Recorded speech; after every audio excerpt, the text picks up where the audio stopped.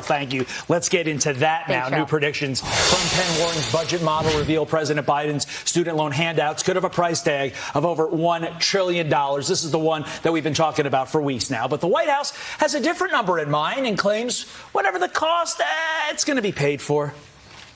Our estimate is that the debt relief proposal will reduce average annual receipts in the student loan program by about $24 billion a year over the next 10 years. This is paid for. It is paid for and far more by the amount of deficit reduction that we're already on track for this year. Former Office of Management and Budget Director Russ Vought joins me now. Russ, as someone who knows how the budget of the federal government actually works, as opposed to these morons who pontificate on TV and are wrong all the time, will this be paid for by quote-unquote deficit reduction, as Joe Biden consistently claims? No, because there's no deficit reduction that Joe Biden has actually accomplished. Even their Inflation Reduction Act was mistitled and had $250 billion that it added to the nation's debt. And so this is going to be a very costly package. On a static basis, it's about $600 billion. But as we know, these packages change behavior, and what the University of Penn Wharton has said is that as it changes behavior, it could go up as high as $1 trillion as people change their behavior to take on more debt. And that's the tragic aspect of it. It not just increases inflation, it not just increases debt, but it causes people who go off of incentives to change their behavior to take on more debt to deal with, to benefit from some of the new provisions that are in this package. So it's very damaging.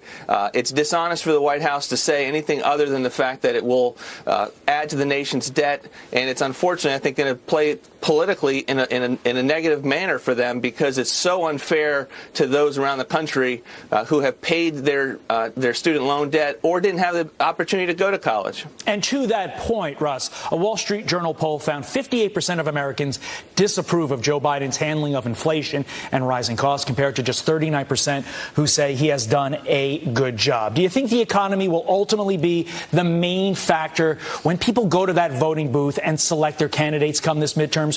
Or have the Democrats done a good enough job of distracting the voters with things like abortion, the Roe v. Wade issue?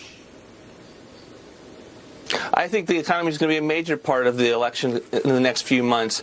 And just to give you a sense of how, one of the reasons why the American people are so negative with regard to the Biden handling of the economy is that the Fed needs to take action. The Fed is taking dramatic action, but the Biden administration keeps making their job harder. You can't say that you respect the independence of the Fed and then drive spending up by $4 trillion in such a way that it causes even Democrat economists to say that this student loan package will have 75 basis points alone in interest rate hikes. And so this just makes the Fed's job harder. The American people know that, and this is going to be something that I think that they're going to have to answer to in the next couple of months. Is there any sense as to when what I'm going to call this orgy of debt, the bill, ultimately comes due?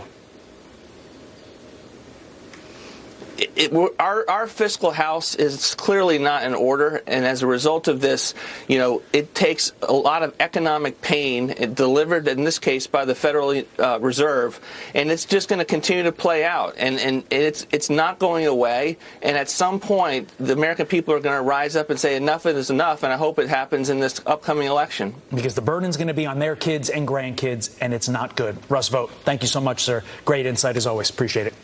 A growing number of Democrats in battleground states are skipping campaign appearances with the president.